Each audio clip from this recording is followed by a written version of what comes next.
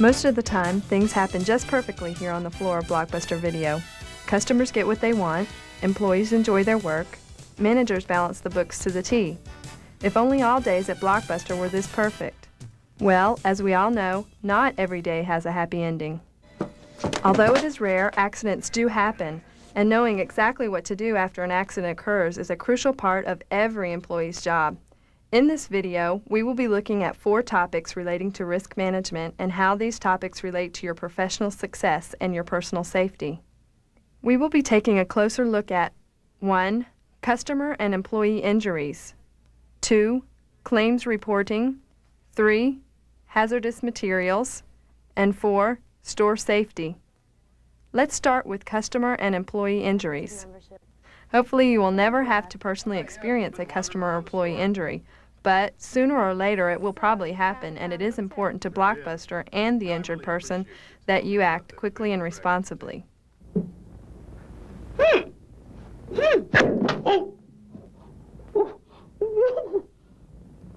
Why, you dumbbell. Hey, Larry, where's the forklift? The forklift? It's over there by the baggage loader.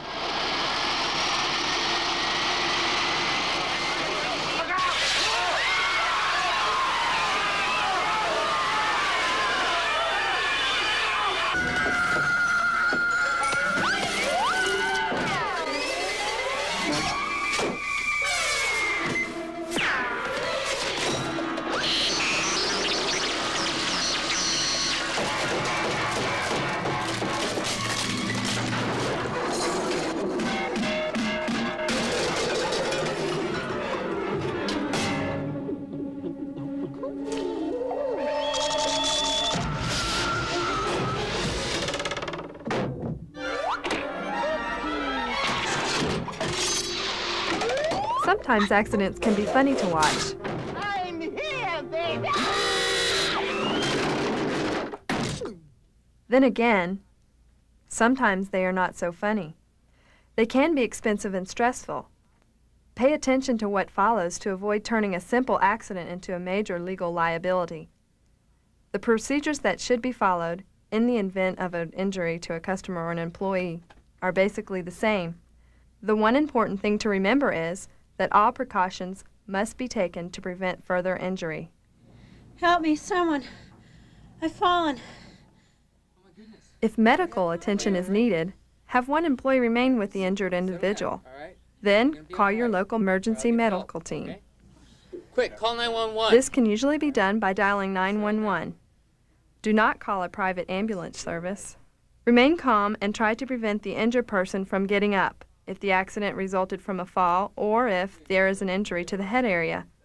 Assure them that professional help is on the way and do what you can to comfort them until help arrives. Clear the area of any onlookers. People standing around staring at the injured person do not accomplish anything and can cause the injured person to become self-conscious or nervous, which could aggravate the injury.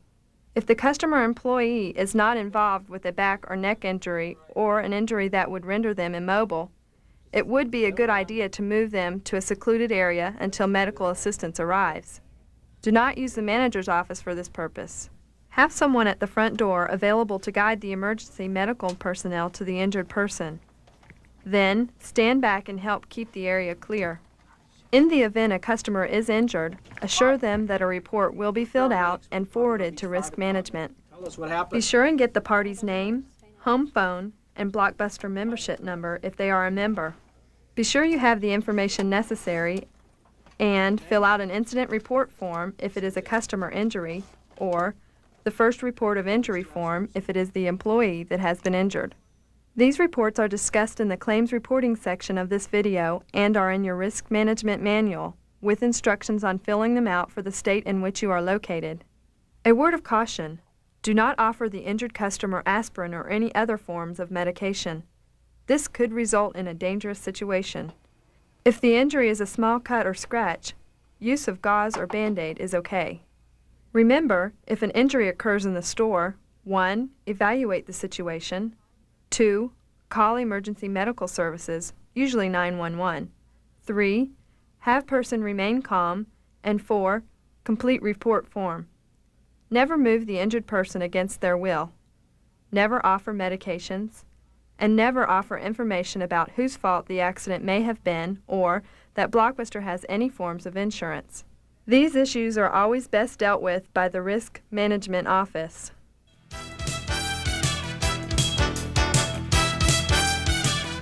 Next on our topic list is the subject of claims reporting. As we just showed you, one of the 4 important steps to remember during an accident is to record the incident properly on the appropriate incident report. Proper documentation is essential to prevent unnecessary misunderstandings. Properly documented incidents demonstrate to the injured customer that we are professional and intend to resolve the issue professionally and honorably. Sloppy or incomplete documentation often irritates the injured party and can cause major conflicts. Explain to the injured party that all claims must be handled from the Risk Management Department to ensure proper and timely resolution of the issue. The properly completed incident report form is to be distributed as indicated on the form. White copy to the Risk Management Department, canary copy to the district manager, and the pink copy stays in the store files.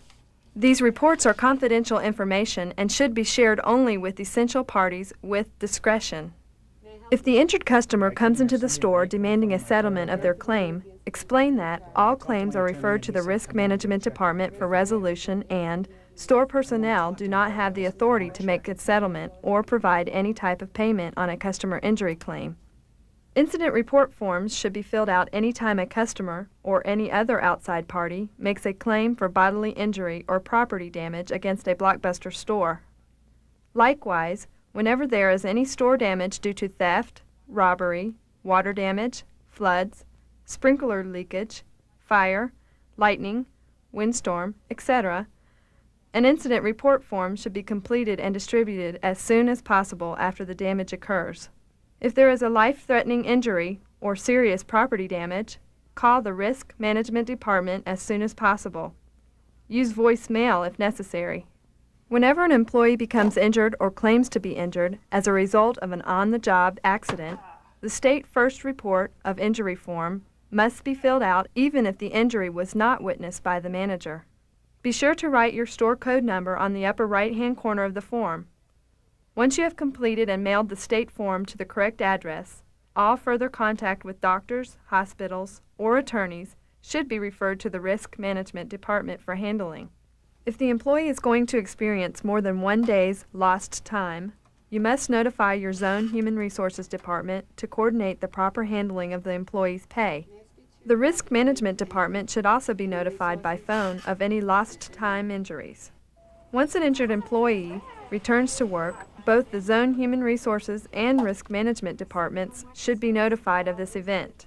Whenever a workers' compensation claim is reported to the insurance company, Blockbuster's own Supervisor's Accident Investigation Report form should be completed by the injured employee's immediate supervisor and mailed to the Risk Management Department along with Risk Management's copy of the state first report of injury form. Store management should keep a copy of this investigative form for review to help prevent the same accident from happening again. Be sure to follow the accident investigation guidelines, A through F, listed in your Risk Management Manual. If store personnel have any questions about filing workers' compensation claims, they should be encouraged to call the Risk Management Office. In the event that a lawsuit is presented to store personnel for acceptance, these steps should be taken. Be absolutely sure that the lawsuit, sometimes called a summons and complaint, is correctly addressed to either Blockbuster Entertainment Corporation or to Blockbuster Video at your store's street address. If the name and address listed are incorrect, do not accept service of the suit papers. If you accept the summons and complaint, send it immediately to the Risk Management Department by overnight mail, if possible. Remember, this information is confidential and should not be discussed by store personnel unless requested by the home office.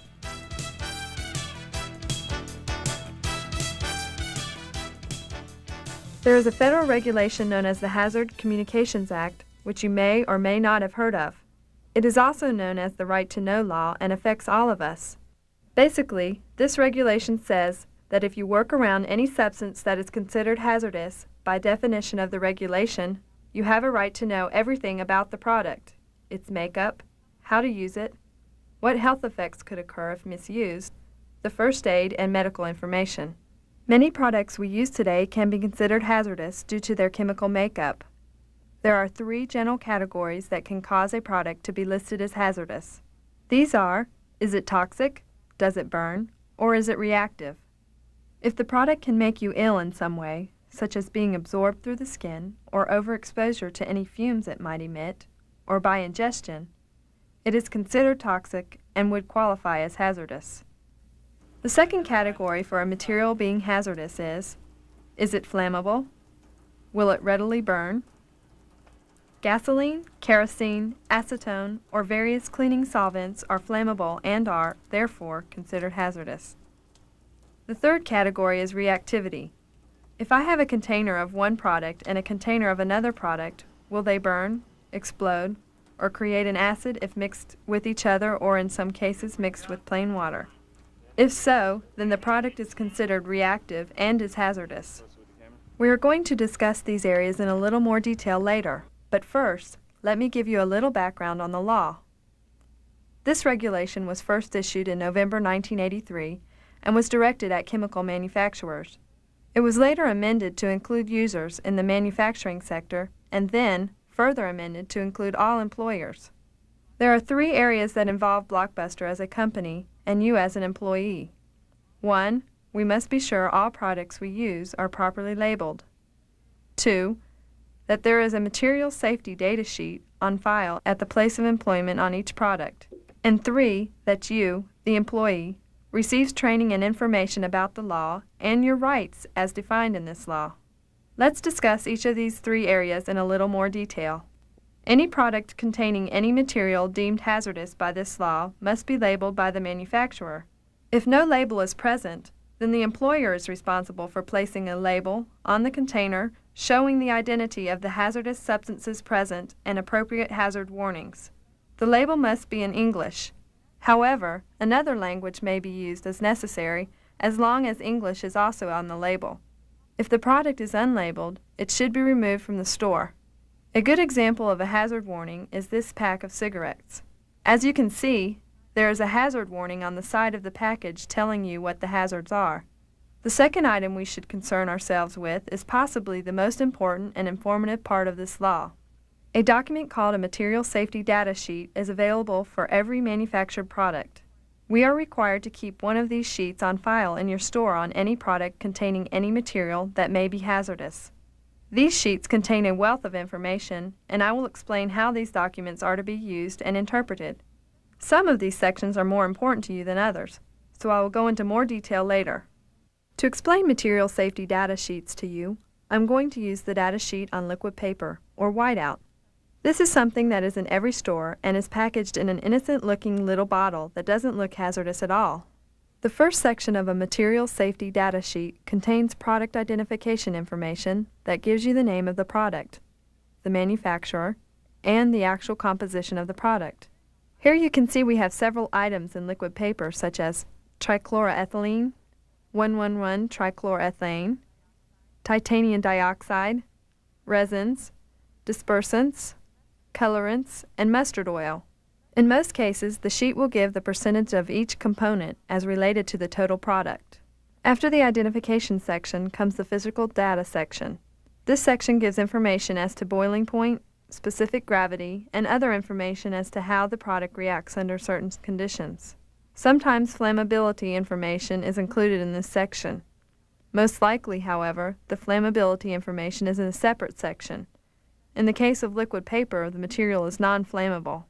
The next section would be the reactivity section. This section tells you whether the product is stable or if it is unstable, what conditions would have to be present to cause it to react. Liquid paper is stable, but there are some chemicals it should not be mixed with, and they are listed. Also, it tells you that if liquid paper should be burning, it could release small amounts of phosgene, hydrogen chloride, and chlorine. The section on health hazard data is the most important. Here we find the occupational exposure limits for the compounds used in liquid paper. As they are in such small amounts in liquid paper, we need not really concern ourselves with this information. This section also tells us how liquid paper could hurt us and how to recognize the symptoms should they occur. Next comes a section on environmental impact. This section will tell what can happen if a product will have any effect on the environment. In the case of liquid paper, there are no harmful environmental effects. The next section tells us what methods to use to control exposure. Do we need special engineering controls, eye protection devices, skin protection, or any respiratory protection? In the case of liquid paper, it is non-hazardous when used as directed in an office or room with normal air circulation or ventilation. The section on emergency procedures is mainly for people like the fire department or similar emergency organizations. Here we find data on fire and explosion hazards, how to extinguish a fire, and firefighting procedures to be used. Finally, there is a section on first aid and emergency medical procedures. This section tells you what to do if you are overexposed by getting liquid paper in your eyes, too much on your skin, if you are overcome by the vapors, or if you ingest or eat it. Any special notes to the physician are listed in this section. As you can see, liquid paper is relatively safe even though it has some exotic chemicals in its makeup. The only way it can really harm you is if you abuse it by concentrating the vapors and breathing them. The mustard oil mentioned earlier is put in liquid paper to deter abuse in this manner. Now, we use liquid paper in this example because it is common to all our stores and offices.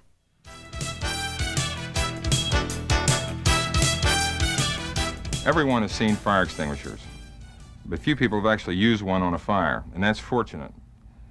Hopefully you'll never have to actually use one on a real fire. However, we would like to take the time now to demonstrate the proper use of an extinguisher. Hopefully, the need to use a fire extinguisher will never arise, but in the event that the need does arise, you must know how to properly use the extinguishers. Knowing how to use one will prevent property damage and could save lives, even your own. When a fire is discovered, two things must happen immediately. Inform the manager on duty, who will call the fire department. At the same time, see to it that all customers are quickly led out of the store. Do this in a calm manner and use both the front and rear exit doors. This is why it is absolutely crucial that any back doors or side doors remain unbolted or unbarred. These exits are necessary escape routes and must be usable simply by pushing on the push bars. Go to the nearest extinguisher, remove it from its mount, and proceed to the fire. Pull the safety pin out and aim the hose at the base of the fire, not at the flames. Discharge the extinguisher by squeezing the grips together and work the discharge stream from the base of the fire upward. Most extinguishers of this size only last a total of 20 seconds or so.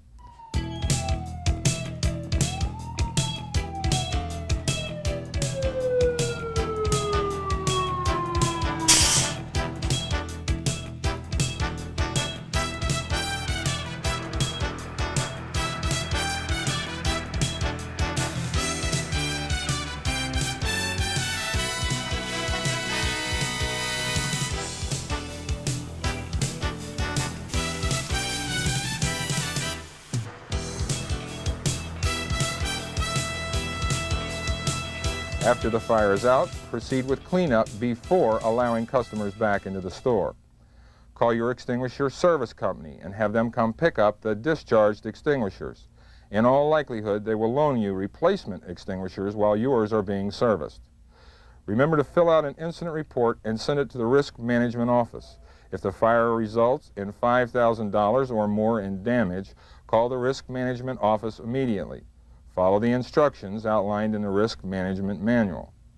The single biggest cause of extensive fires is slow response in calling the fire department. People seem to think they can handle the fire themselves.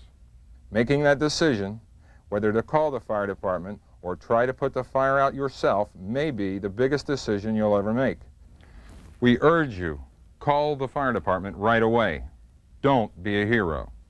In order to be sure the fire extinguisher is ready for use, as you have just seen, you must inspect it monthly to be sure it is operational and ready to use. Government regulations require that all fire extinguishers be inspected visually on a monthly basis. The following items need to be checked. Look at the gauge and make sure it indicates in the charged range, not undercharged or overcharged. Tap on the gauge with your finger to make sure the indicator needle is not stuck. Make sure the safety pin is in place and the seal is unbroken. Remove the hose and look through it, making sure there are no obstructions. The hose will screw off and back on. Also, make sure nothing is blocking your access to the extinguisher. Initial and date the inspector's tag and remount the extinguisher. If any discrepancies are noticed, notify the store manager for corrective action. After completing the inspection, enter the information in the inspection log and sign it. Remember also that all extinguishers must be serviced once per year. Let's make a summary of the key actions to remember in case of any fire. Number 1, call the fire department. 2, evacuate the store quickly and calmly. 3, extinguish the fire as best you can. And 4, inform the fire department upon their arrival of the situation. Your personal safety and the safety of Blockbuster's valued customers are vital to us. Don't take any chances. An excellent example of a store safety checklist can be found in the Risk Management Manual. This checklist is designed to be completed on a daily basis. Safety is the business of being ready. Is your store ready? Now that we have explained these safety topics to you, you will be asked to sign a training log certifying that you have viewed this video. We hope you never have an accident while working for Blockbuster. This program and other safety programs are designed to provide a safe work environment for you. Your help in seeing that these safety programs are followed can be a large contribution towards your overall future and that of Blockbuster Entertainment. Please direct any questions to your immediate supervisor.